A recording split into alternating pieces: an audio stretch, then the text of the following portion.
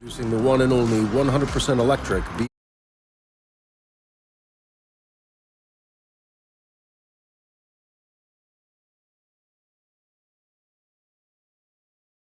Alright, it's been well documented that between when the Oilers won on Saturday to advance to the Cup final and the actual start of the thing, it's an entire week without hockey. So I asked you guys what more niche or specific aspects of the Cup final would you like me to talk about until then, and by far the one I saw requested the most was the Corey Perry thing. Now if you have no idea what I'm talking about, it mostly refers to the fact that he just made NHL history by becoming the first player ever to go to 5 Stanley Cup finals with 5 different teams. Now there's a running joke following him around that he's a Stanley Cup final curse, because out of his 4 previous Cup final appearances, he's only won one of them, and it came as a 21-year-old in his second season ever in the league with the Ducks in 07. What a powerhouse team that was, by the way. I mean, yes, they had a young Getzlaf and Perry who would eventually become the 2 faces of the franchise, but it was also a team led by Scott Niedermayer, Chris Pronger, a still elite Teemu Selanne. I mean, he scored 48 goals that year, and J.S. Giguère, who was so good that 4 years earlier, even though the Ducks lost in the Cup final, he still won the Conn Smythe. Then in 2020, Perry was with Dallas. You'll remember that was the year he got kicked out of the outdoor game and had to do the walk of shame. Heartbreak in 6 games to Tampa in the final, despite him being a pretty good bottom 6 player during that run. Then the next year, he was a big part of the Montreal Canadiens' run to the final, so much so that there was talk of him possibly being Shea Weber's replacement as captain if he would have stayed. Instead, Perry loses to Tampa for the 2nd year in a row, this time in 5 games, and pulls a good old-fashioned, if you can't beat him, join him. Now, the very next year when Tampa made the final against Colorado, Perry also made Stanley Cup final history there, becoming the first player ever to reach the final in 3 straight years with 3 different teams. Didn't serve him much better though, as McKinnon and the boys took him out in 6. That's when I really started to hear people say, oh, if you have Corey Perry on your team and you go to the final, you're not going to win because he's there. But I just remember reading that and thinking, well, yeah, there's plenty of luck involved there, but he must be doing something right to be the first ever player to go to 3 finals with 3 different teams. And then the next year, for the first time since 2019, Corey Perry was not in the Cup final. Toronto took him out in 6. Then, this is why I think it's such a hot topic that he's in the Cup final right now. He started the season with Chicago, who not only didn't make the playoffs, they finished as the 2nd worst team in the league and have the 2nd overall pick in the draft. And I'm sure you guys know that he wasn't traded to Edmonton at the deadline. His contract was terminated by the Hawks for an off-ice incident, and then after being reinstated by the league a couple of months later, he then signed with the Oilers a little over halfway through the season. And now, here we are. Corey Perry's at his 5th Stanley Cup final, his 4th in the last 5 seasons, and he's doing it in a hockey-crazed city that's starving for a cup win right now. He is a bottom 6 player in terms of minutes, but he's also gotten quite a few reps these playoffs with the team's 2nd best player. And to be honest with you, despite his age,